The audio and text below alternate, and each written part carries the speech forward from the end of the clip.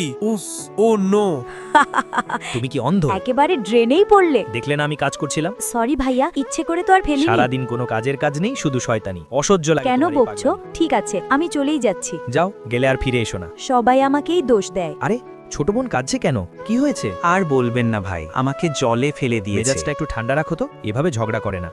বন্ধুরা দেখো, এখানে আল্লাহ তাআলার নাম আর এখানে শয়তানের ছবি। যারা আল্লাহকে ভালোবাসো তারা এখনই লাইক দাও এবং সাবস্ক্রাইব করো। আরে এ কি করছো? ওটা ছাড়ো। সামান্য বকলাম বলে কি গলায় দড়ি দিতে হবে? মাথা কি কাজ করে না? ধুর, আমি কি অতটা পাগল? আমি দোলনা তৈরির চেষ্টা ও, করছিলাম। আমি তো ভয় পেয়ে গিয়েছিলাম এই চিকন দড়িতে দোলনা ছিঁড়ে পড়বে। দাঁড়াও, আমি তোমার জন্য লোহার হাড়ের মতো মজবুত এক চাঁদ দোলনা বানিয়ে দিচ্ছি। কাজ করতে করতে মরেই যাব আমি। এমনকি এই কবুতরটাও আমার কাঁধে চড়ে বসে আছে। সাবধানে ধরো। হ্যাঁ, এভাবেই। বাহ, এখানে তো পাখির বাসা, 4টে ডিমও আছে। ওকে, লোহার শিকলটা শক্ত করে বেঁধে দিচ্ছি।